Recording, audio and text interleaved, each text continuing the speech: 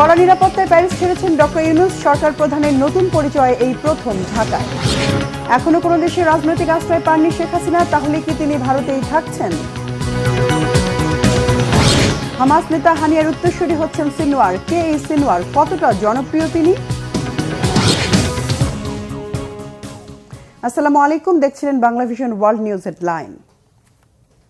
বাংলাদেশের অন্তর্বর্তী সরকারের প্রধান উপদেষ্টা হিসেবে দায়িত্ব নিতে কড়া নিরাপত্তায় প্যারিস থেকে ঢাকার উদ্দেশ্যে রওনা দিয়েছেন নোবেল বিজয়ী অর্থনীতিবিদ অধ্যাপক ডক্টর মোহাম্মদ ইউনূস। দুবাই হয়ে বৃহস্পতিবার দুপুর নাগাদ ঢাকায় পৌঁছানোর কথা রয়েছে নোবেলজয়ী থেকে সরকার প্রধানের দায়িত্ব পাওয়া ডক্টর ইউনূস। ডেস্ক রিপোর্টে আরও জানাচ্ছেন রিফাত জামান।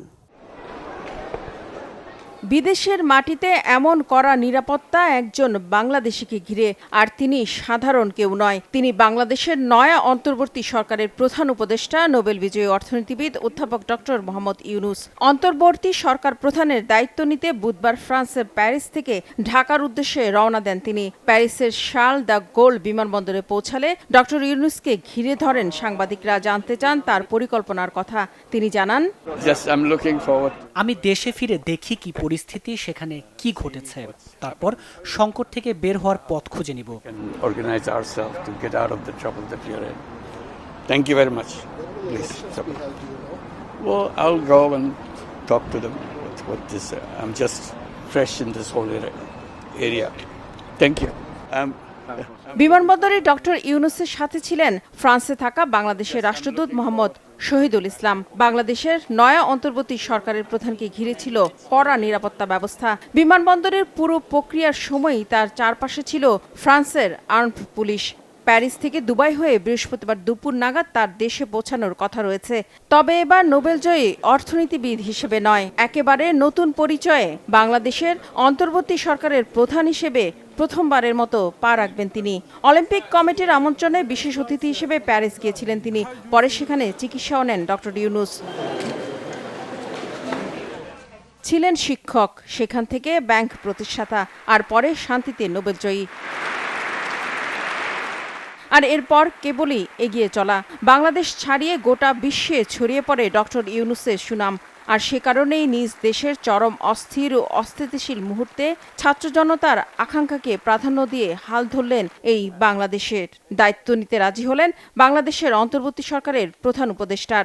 গোটা বিশ্বে সম্মানিত এই নোবেলজয়ী নিজ দেশেই গেল ১.৫ দশকেরও বেশি সময় ধরেছিলেন কোণঠাসা। কর্তৃত্ব হারিয়েছেন নিজের প্রতিষ্ঠিত সেই গ্রামীণ ব্যাংকের। নোবেল পুরস্কার অর্জনের মাত্র ৫ মাসের মাথায় রাজনৈতিক দল গঠনের কার্যক্রম করে সবাইকে অবাক করে দিয়েছিলেন অধ্যাপক ইউনূস। ২০০৭ সালে সেনা সমর্থিত তত্ত্বাবধায়ক সরকারের সময় আওয়ামী লীগ সভাপতি শেখ হাসিনা ও বিএনপি চেয়ারপারসন বেগম খালেদা জিয়াকে রাজনীতি থেকে সরাতে -2 ফর্মুলা বেশ আলোচনায় ছিল। ২০০৮ সালের ২৯ ডিসেম্বরের নির্বাচনের মাধ্যমে শেখ হাসিনা ক্ষমতায় আসেন। -2 ফর্মুলার পেছনে অধ্যাপক ইউনূসকে একজন মাস্টারমাইন্ড হিসেবে মনে করতেন শেখ হাসিনা। এরপর ২০০৯ সালে শেখ হাসিনা সরকার গঠনের পর গেল ১.৫ দশকেরও বেশি সময় ধরে ব্যাংকের কর্তৃত্ব হারানোর সহ বিভিন্ন মামলায় আদালতে বারবার হাজিরা দিতে হয়েছে অধ্যাপক ইউনূসকে। গ্রেফতারের আশঙ্কাতেও ছিলেন তিনি। তবে সময়ের আবর্তে দেশের সবচেয়ে প্রয়োজনীয় মুহূর্তে আজ নোবেলজয়ী এই অধ্যাপকই বাংলাদেশের অন্তর্বর্তী সরকারের প্রধান উপদেষ্টা। দেশের হাল ধরেছেন সবচেয়ে সংকটকালীন মুহূর্তে। রিফাত জামান, বাংলা ভিশন নিউজ ডেস্ক। এদিকে বাংলাদেশ ছেড়ে পালানোর পর ব্রিটেনের কাছে রাজনৈতিক আশ্রয় চেয়েছিলেন সদ্য পদত্যাগ করা প্রধানমন্ত্রী শেখ হাসিনা। লন্ডনের গ্রিন সিগন্যাল না পেয়ে আপাতত ভারতেই আছেন তিনি। নিরাপদ আশ্রয় হিসেবে আসছে আমেরিকা, সৌদি আরব, ফিনল্যান্ড সহ বিভিন্ন দেশের নাম। একসময় প্রবল ক্ষমতাধর এই নেত্রী কি শেষ পর্যন্ত সম্মানজনক আশ্রয় পাবেন কোথাও, নাকি আপাতত ভারতেই থাকতে হবে তাকে? হাফিজুল ইসলামের ডেস্ক রিপোর্টে বিস্তারিত। ১.৫ দশক ধরে একচ্ছত্র ক্ষমতায় ছিলেন শেখ হাসিনা। দলীয় শক্তিতে ভর করে কায়েম করেছিলেন এক নায়কের রাজত্ব। ভেবেছিলেন শক্ত হাতে দখলে রেখেছেন গোটা বাংলাদেশ। কিন্তু বৈষম্য বিরোধী ছাত্র আন্দোলনের ঝড়ো হাওয়ায় উড়ে গেল তার সাম্রাজ্য। নেতাকর্মীদের মাঠে রেখেই পালিয়ে আশ্রয় নিলেন প্রতিবেশী দেশ ভারতে। উদ্দেশ্য সেখান থেকে উড়াল দেবেন যুক্তরাজ্যে। তবে প্রাথমিক অবস্থা বিবেচনায় ধারণা করা হচ্ছে হাসিনাকে রাজনৈতিক আশ্রয় দিতে রাজি না লন্ডন। হাসিনা যেখানে খুশি যান, ভারতে না এলেই হলো। সাবেক প্রধানমন্ত্রীকে দিল্লির আশ্রয় দেওয়া উচিত কিনা এই প্রশ্নের উত্তরে এমন মন্তব্য করেছেন ঢাকায় ভারতের প্রাক্তন এক হাই কমিশনার। তবে বাংলাদেশ নিয়ে ৬ আগস্ট ভারত সরকার যে সর্বদলীয় বৈঠক ডেকেছিল, সেখানে দেশটির পররাষ্ট্রমন্ত্রী এস জয়শঙ্কর ইঙ্গিত দেন শেখ হাসিনা আপাতত ভারতেই থাকছেন। হাসিনার ভারতে স্টপ ওভার ছিল একটি সাময়িক যাত্রাবিরতি, এমনটাই ভেবেছিল ভারতীয় কর্তৃপক্ষ। বোন শেখ রেহানা ব্রিটিশ নাগরিক হওয়ায় ধারণা করা হয়েছিল ৫ আগস্ট সোমবার রাতেই লন্ডনের পথে যাত্রা করবেন তারা। তবে বিবেচনাধীন আবেদনের সিদ্ধান্ত হতে সময় লাগবে, এমন অনিশ্চিত ইঙ্গিত দিয়েছেন দিল্লিতে নিযুক্ত ব্রিটিশ হাই কমিশনার। অভ্যুত্থান নিয়ে নিরপেক্ষ তদন্ত চাইলেও হাসিনাকে আশ্রয় দেওয়ার কথা উল্লেখ করেনি যুক্তরাজ্য। লন্ডনের কাছ থেকে গ্রিন সিগন্যাল না পেয়ে ফিনল্যান্ড সহ একাধিক স্ক্যান্ডিনেভিয়ান দেশের সঙ্গে যোগাযোগ করে ভারতীয় কর্তৃপক্ষ, কিন্তু কোনো অগ্রগতি দেখা যায়নি। এখন মনে করা হচ্ছে সংযুক্ত আরব আমিরাত, সৌদি আরব, মার্কিন যুক্তরাষ্ট্র, ফিনল্যান্ড ও সবশেষ আশ্রয় হিসাবে ভারতকে বিকল্প হিসাবে বিবেচনা করছেন হাসিনা। সুনির্দিষ্ট রাজনৈতিক আশ্রয়ের খোঁজ নিয়ে চলছে জল্পনা কল্পনা। এর মধ্যে জার্মান গণমাধ্যম ডয়েচে ভেলেকে সাক্ষাৎকার দেন সজীব ওয়াজেদ জয়। তিনি জানান, ভারত থেকে অন্য কোথাও যাওয়ার পরিকল্পনা নেই হাসিনার। মা দিল্লিতে ভালো আছেন, কাজের সূত্রে আগে থেকেই দিল্লিতে থাকছেন তার বোন সাইমা ওয়াজেদ, এমন তথ্যও দেন সজীব। মানে শেখ হাসিনা ভারত থেকে অন্য কোথাও যাবেন এরকম কোনো সিদ্ধান্ত নেওয়া হয়নি। স্বাধীনতার সময় থেকে শেখ হাসিনার জন্য সবসময় খোলা ছিল দিল্লির দরজা। তবে বাংলাদেশের পরবর্তী সরকারের সাথে সম্পর্ক নষ্টের ভয়ে দ্বিধায় আছে ভারত। অস্থায়ী ভিত্তিতে সেখানে অবস্থান করলেও দীর্ঘমেয়াদে কি পদক্ষেপ নেবে মোদী সরকার, সেটা এখনও পরিষ্কার না। পতনের পর এখন আশ্রয়হীন হয়ে পড়েছেন হাসিনা। আগস্টের শুরুতেও কি এমন পরিণতির কথা ভেবেছিলেন একসময়ের প্রতাপশালী এই প্রধানমন্ত্রী? ছাত্ররা এই অগ্নিসংযোগ যখন শুরু হলো, হাফিজুল ইসলাম, বাংলা ভিশন। তবে প্রধানমন্ত্রী শেখ হাসিনা কোনো দেশের রাজনৈতিক আশ্রয় চাননি বলে দাবি করেছেন তার ছেলে সজীব ওয়াজেদ জয়। বলেছেন, আগেই পদত্যাগের সিদ্ধান্ত নিয়ে রেখেছিলেন তার মা। আর ডক্টর মোহাম্মদ ইউনূসের উদ্দেশ্যে জয় বলেছেন, দেশ চালানো এত সহজ নয়। ডক্টর ইউনূস কিভাবে দেশ চালান তা দেখতে চান তিনি। বিস্তারিত মেহরাব হোসাইন খানের ডেস্ক রিপোর্টে। ছাত্র জনতার গণবিক্ষোভে ভারতে পালানোর পর থেকেই সাবেক প্রধানমন্ত্রী শেখ হাসিনার রাজনৈতিক আশ্রয়ের আবেদন আর পরবর্তী গন্তব্য নিয়ে গুঞ্জন ডালপালা মেলছে। এমন ঘোলাটে এক পরিস্থিতিতে একাধিক গণমাধ্যমের সাথে কথা বলেছেন তার ছেলে যুক্তরাষ্ট্র নিবাসী সজীব ওয়াজেদ জয়। এনডিটিভিকে দেয়া সাক্ষাৎকারে জয় বলেন, আশ্রয় চাওয়ার যে খবর প্রচারিত হচ্ছে তা সঠিক নয়, তাই যুক্তরাষ্ট্র বা যুক্তরাজ্য আশ্রয়ের বিষয়ে কোনো জবাব দিচ্ছে না, এমন তথ্য সঠিক নয়। শেখ হাসিনার মার্কিন ভিসা বাতিলের বিষয়টিকেও গুজব বলে উড়িয়ে দেন জয়। জার্মানির ডয়েচে ভেলেতে দেয়া সাক্ষাৎকারেও একই সুরে কথা বলেন তিনি। না, এরকম এটা একটা গুজব, এরকম কোনো কথা হয়নি, এরকম কিছুই হয়নি। তিনি সিদ্ধান্ত নিয়েছিলেন, আমরা কয়েকজন শুধুমাত্র জানতাম যে তিনি ঘোষণা দেবেন তিনি পদত্যাগ করছেন এবং একটা সংবিধান অনুযায়ী যাতে একটা ট্রানজিশন অফ পাওয়ার হয়, সেটাই ছিল ওনার প্ল্যান। তবে যখন তারা ওই গণভবনের দিকে মার্চ করা শুরু করলো, তখন আমরা ভয়ে বললাম যে না, আর সময় নেই, তোমার এখনই বেড়ে যেতে হবে। জয় বলেন, গত ৪ আগস্টই পদত্যাগের সিদ্ধান্ত নিয়েছিলেন তার মা শেখ হাসিনা, জানতেন শুধু ঘনিষ্ঠজনরা। আক্ষেপ নিয়ে তিনি বলেন, দেশের মানুষ তার মাকে এভাবে অপমান করে বের করে দেবে তা কেউ কল্পনাও করেনি। তিনি ভালো আছেন, তবে অবশ্যই ওনার খুবই মন খারাপ। তিনি খুবই দুঃখিত যে দেশের জন্য ওনার বাবা জান দিয়েছেন, আমার পুরো পরিবার জান দিয়ে হারিয়েছে। যেই দেশের জন্য তিনি জেল খেটেছেন, এত পরিশ্রম করেছেন, এত উন্নয়ন করেছেন, সেই দেশের মানুষ তাকে এইভাবে অপমান করে বের করে দেবে, তার উপর আক্রমণ করতে যাবে, এটা আমরা কেউ কল্পনা করতে পারি না। ডক্টর ইউনূসের উপরও ক্ষোভ ঝাড়েন জয়, বলেন তিনি কিভাবে দেশ চালান তা দেখতে চান। দেশ চালানো এত সহজ নয়। আমাদের সুশীল সমাজ তো অনেকদিন ধরেই চাচ্ছেন যে তিনি দেশ চালানোর একটা সুযোগ পাক। তো তিনি এখন সেই সুযোগটা পাচ্ছেন, কিভাবে চালাতে পারবেন আমি দেখতে চাই, দেখার অপেক্ষায় আছি। একটা দেশ চালানো অত সহজ ব্যাপার না, তো দেখি। হাসিনার ছেলে আরও জানান, তিনি নিজে অথবা শেখ রেহানার 2 সন্তানের কারোই আওয়ামী লীগের নেতৃত্বে আসার কোনো সম্ভাবনা নেই। 3বারের মতন আমাদের পরিবারের বিরুদ্ধে কু হলো, এটা আমাদের 3বারের মতন সবকিছু হারিয়ে বিদেশে থাকতে হলো। আর আমরা তো ধরেন, আমি আর আমার মা বাদে আমরা সবাই বিদেশে অনেক বছর ধরে আছি, আমরা এখানে সেটল, আমাদের এখানে জীবনে কোনো অসুবিধা নেই। শেখ হাসিনার পদত্যাগের 24 ঘন্টার মধ্যেই দেয়া প্রতিক্রিয়ায় বাংলাদেশের মানুষের প্রতি তীব্র বিরক্তি আর অসন্তোষ জানিয়েছিলেন সজীব ওয়াজেদ জয়। বলেন, তার মা আর রাজনীতিতে ফিরবেন না। ঠিক আছে, শেখ হাসিনার পর আপনাদের কি হবে সেটা আমারও চিন্তার বিষয় না, আমার পরিবারের আর চিন্তার বিষয় না, আপনারা বুঝবেন। Mehrab Hussain Khan, Bangla vision, news desk. এইভাবে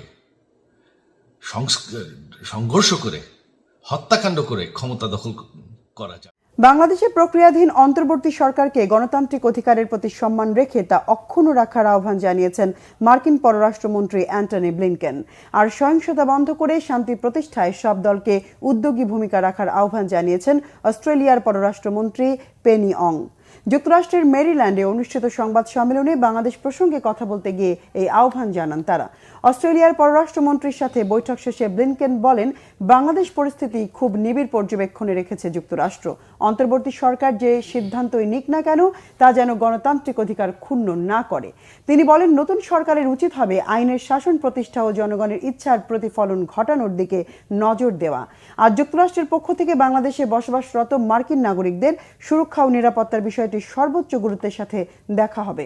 বাংলাদেশ সফরের অতিস্মৃতি রোমন্থন করে সহিংসতা বিশৃঙ্খলা নিয়ে উদ্বেগ জানিয়েছেন অস্ট্রেলিয়ার পররাষ্ট্রমন্ত্রী পেনি অং। যারা হত্যার শিকার হয়েছেন তাদের পরিবারের প্রতি সমবেদনা জানিয়েছেন তিনি। ছাত্র আন্দোলন চলাকালে সংঘটিত সব হত্যাকাণ্ডের স্বাধীন ও নিরপেক্ষ তদন্তের আহ্বান জানিয়েছেন। আশ্বাস দিয়েছেন, গণতান্ত্রিক প্রক্রিয়া পুনঃপ্রতিষ্ঠায় অস্ট্রেলিয়ার পক্ষ থেকে পূর্ণ সমর্থন থাকবে। সব জল্পনা কল্পনার অবসান ঘটিয়ে শেষ পর্যন্ত ঘোষণা করা হলো ফিলিস্তিনের স্বাধীনতাকামী সংগঠন হামাসের রাজনৈতিক শাখার প্রধান ইসমাইল হানিয়ার উত্তরসূরির নাম। এক বিবৃতিতে হামাস জানিয়েছে, গোষ্ঠীটির গাজা শাখার শীর্ষ নেতা ইয়াহিয়া সিনওয়ার হচ্ছেন হামাসের রাজনৈতিক শাখার প্রধান।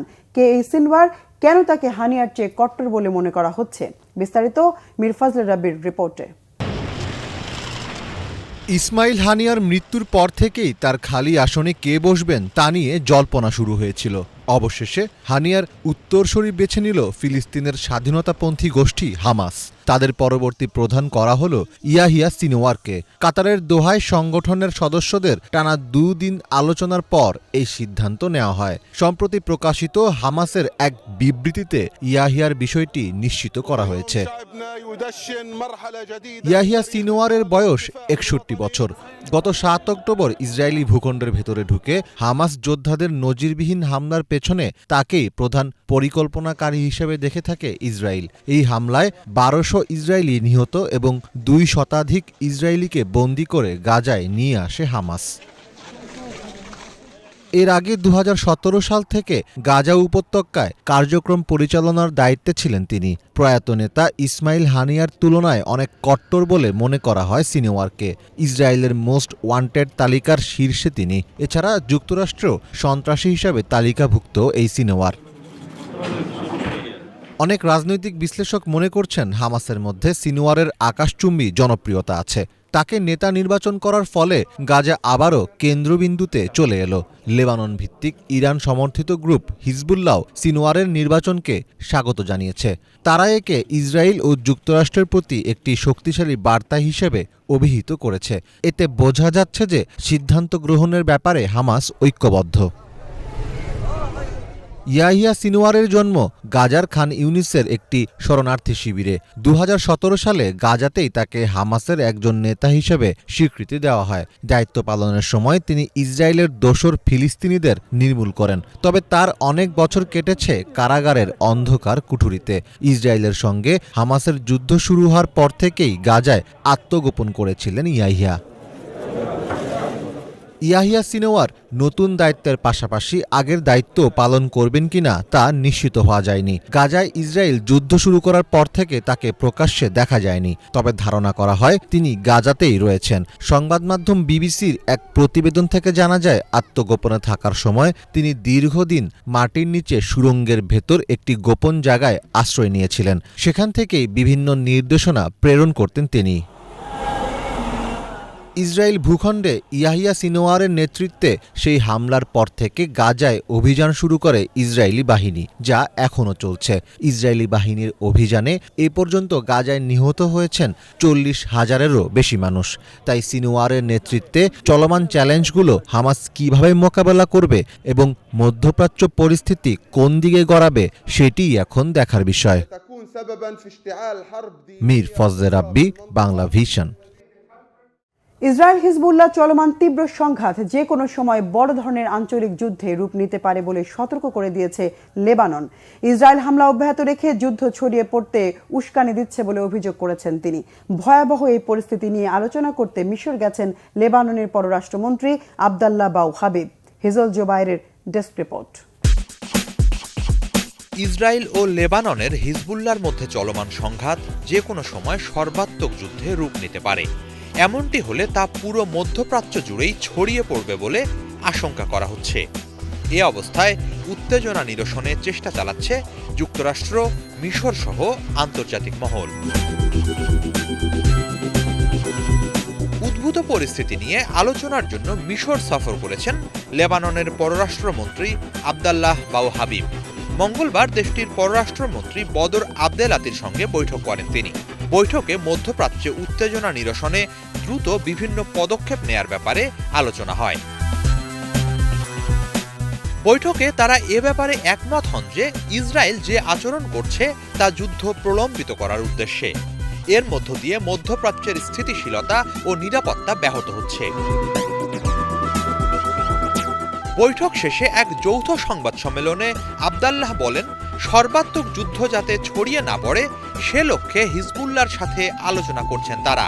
তবে ইসরায়েল হামলা অব্যাহত রেখে লেবানন সরকারের ধৈর্যের পরীক্ষা নিচ্ছে বলে অভিযোগ করেন তিনি। ইসরায়েলকে এই অবস্থান থেকে সরে যাওয়ার আহ্বান জানান লেবাননের পররাষ্ট্রমন্ত্রী।